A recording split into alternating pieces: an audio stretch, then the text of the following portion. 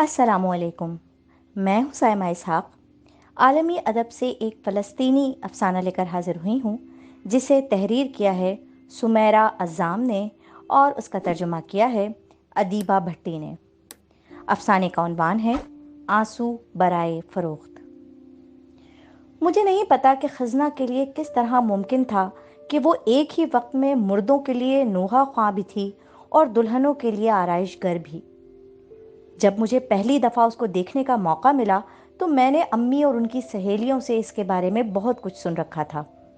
मैंने उस वक्त उसे देखा जब हमारे हमसाइयों में से एक की वफ़ात हुई, जिसकी उम्र 50 के लगभग थी। जब हमारी हमसाई ने आके बताया तो कुछ ज़्यादा हैरत न हुई। बीमारी ने उसे अंदर से ख़त्म कर दिया था। हसन की माँ, वो मर गया है, अल्लाह ऐसी आजमाइश से बचाए, उसने आम से लहजे में बताया। उस दिन मुझे महसूस हुआ मैं एक खुशी से भरपूर दिन गुजारने वाली हूँ। फौत होने वाले आदमी की हमसाई होने का मैंने भरपूर फ़ायदा उठाया।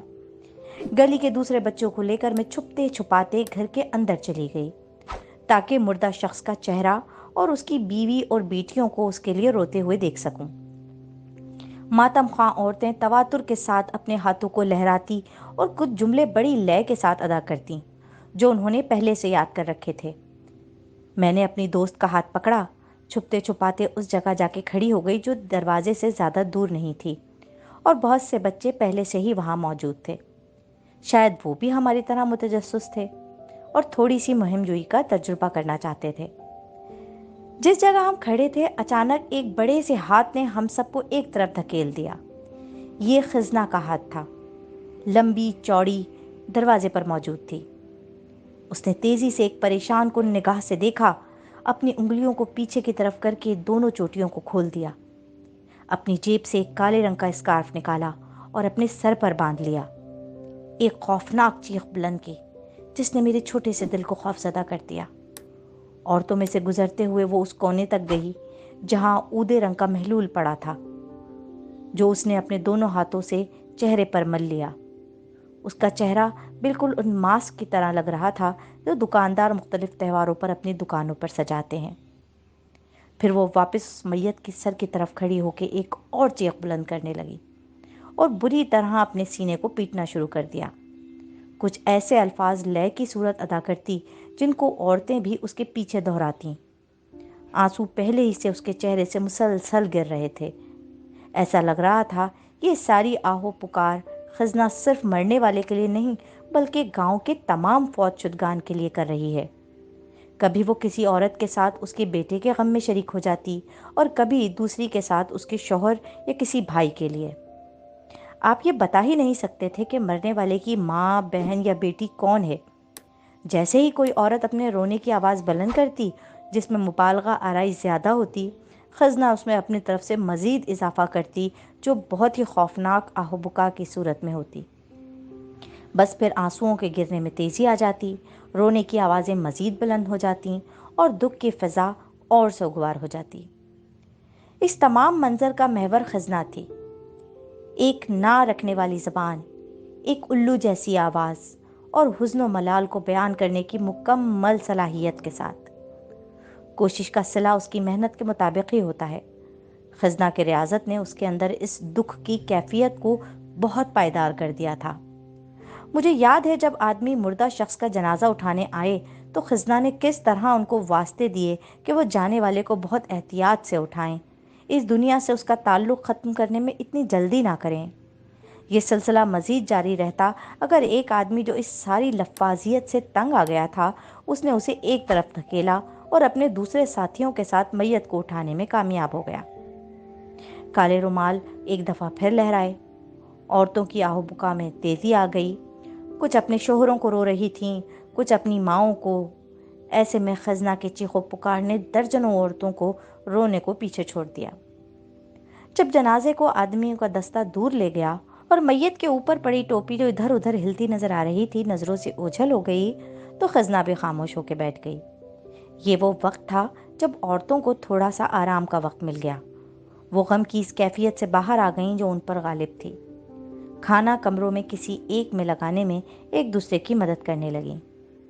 खजना ने सबसे पहले अपना मुंह धोया, अपनी आस्तीन को बाजुओं से ऊंचा किया और जो कुछ उसके हाथ आया उसे अपने बड़े से मुंह में भर लिया।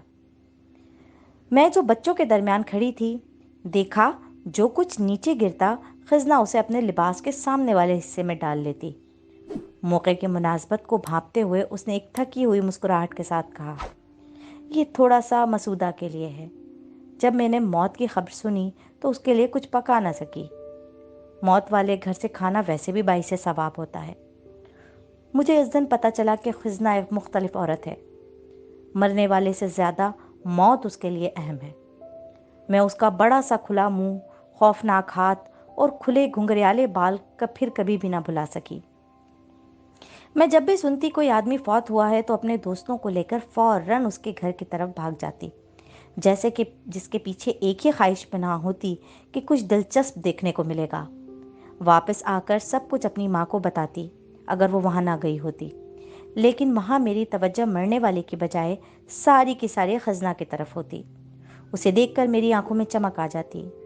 उसके हाथ जिनसे वो अपने सर, चेहरे और सीने को बुरी तरह पीटती, अल्फाज कुछ इस लहजे में बयान करती कि गमज़दा ख़ानदान के ज़ख्म गहरे हो जाते, हत्ता कि दूसरे आने वाले भी इस दर्द को महसूस किए बगैर न रह सकते। अभी कुछ अरसा ही गुजरा था कि खजना को मुझे एक शादी में देखने का इत्तेफाक हुआ।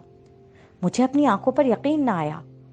वो अपने इन्हीं स्याह बालों के साथ जो बहुत सलीके से फूलों के साथ बंधे हुए थे, उसका बदवज़ा चेहरा, लेकिन उस पे मले पाउडर ने उसकी हेयत को उससे बिल्कुल मुख्तलिफ बना दिया था जिस पे खजना ने ऊदा रंग मला था। उसकी आंखें बड़ी लग रही थीं क्योंकि उसने उसके दोनों तरफ काजल लगा रखा था। उसके बाजू मुख्तलिफ ब्रेसलेट से भरे हुए थे। कौन कहता है कि मौत फ़ायदेमंद नहीं होती। उसका मुंह कहकहों की वजह से मुसलसल खुला हुआ था। वो सिर्फ उस वक्त बंद करती जब वो अपने पीले दांतों से च्युइंगम चबाती। मुझे एहसास हुआ कि खजना को दुल्हनों के साथ भी वही रवैया रखना पड़ता है जो वो मुर्दों के साथ रवा रखती है। उसका काम शादी के दिन की सुबह से ही शुरू हो जाता। सबसे पहले वो दुल्हन के चेहरे को शीरानुमा महलूल से चेहरे के बाल साफ करती, फिर इसकी भवों पर पेंसिल लगाकर उनकी शक्ल बनाती, साथ साथ दुल्हन को उसकी जिनसी जिम्मेदारियों से भी आगाह करती, जो अमूमन सरगोशी की शक्ल में होती, या जो कुछ वो उसे कहती उसे सिर्फ सरगोशी में ही अदा किया जा सकता था। अगर दुल्हन के गाल सुर्ख पड़ जाते तो वो हंस के आंख मारकर उसे बताती कि कुछ ही दिनों में वो उन तमाम उमूर में माहिर हो जाएगी, लेकिन शर्त है कि वो खुशबू वाले साबुन से नहाए और सर पर तेल लगाती रहे। ये वो अशिया हैं जिन्हें दुल्हनें खुद या खजना के जरिए मंगवा सकती हैं। शाम को औरतें अपने आप को खूबसूरती से सजाए और खुशबू से मुअत्तर किए दुल्हन के गिर्द जमा हो जाती, जो कि एक मखसूस जगह पर बराजुमान होती। खजना की खुशी उस दिन आसमान को छू रही थी। वो रक्स का महवर थी, औरतों के साथ घूमते हुए अनकही बातें करती जो उन्हें हंसने पर मजबूर करती। उन्हें आंख मारते हुए ऐन उसी वक्त दूल्हा दुल्हन को अपने साथ लेकर जाने के लिए आ गया। खजना ने फौरन उन्हें कमरे तक पहुंचाने की जिम्मेदारी संभाली, जहां उसे एक गार्ड के फराइज अदा करने थे। मुझे समझ न आती कि खजना हमेशा से नए नवेले जोड़ों के दरवाजों पर खड़ा होने के लिए क्यों आमादा रहती है। कुछ घबराई हुई इंतजार करती। जैसे ही इशारा मिलता दूल्हा की आमद का, वो तरबिया कलमात अदा करना शुरू कर देती, जिसका दूल्हा के घर वाले पहले ही इंतजार कर रहे होते। आदमी अपनी मूंछों को मरोड़ना और ताव देना शुरू कर देते। औरतें भी उनके साथ खुशी के नगमात गाना शुरू कर देती। खजना जब घर वापस जाती तो खुशी उसके जिस्म, रूह, आंखों और जेब से भी झलक रही होती। औरतों की शदीद ख्वाहिश थी कि खजना को भी ऐसे खुशियां देखना नसीब हों जो उसकी बेटी मसूदा की शक्ल में मिलना थी। मसूदा की शादी वाहिद ऐसी चीज़ थी जिसका खजना को भी शिद्दत से इंतज़ार था। यही वजह थी कि वो चूड़ियाँ और दूसरी चीज़ें इकट्ठा करती रहती थी, क्योंकि इसका दुनिया में खजना के अलावा कोई और न था, और जो कुछ वो शादियों और फौतगी की रस्मों से इकट्ठा करती वो सब उसने उसे ही देना था। लेकिन कुदरत खजना को खुशियाँ दिखाना ना चाहती थी। मैं वो दिन कभी नहीं भुला पाऊंगी। सख्त गर्मी थी और टाइफाइड बुखार का निशाना खजना के अलावा और कोई न था। कोई ऐसा दिन न जाता जब कोई उसका निशाना ना बनता। कहा जाता है कि खजना को एक दिन में 3-3 फौतगियां भुगतना पड़ती थीं। बीमारी ने मसूदा का कुछ भी न छोड़ा। बुखार उसकी अंतड़ियों तक जा पहुंचा। मौत को उस पे कोई रहम ना आया।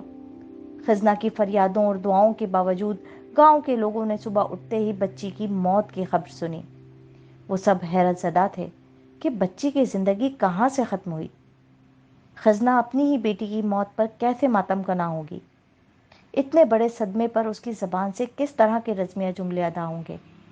आखिरी रसूमात की अदायगी के बाद हमसाये किस तरह उसकी मज़ाहमत का सामना कर पाएंगे। तजस्सुस और दुख ने मुझे घेर रखा था।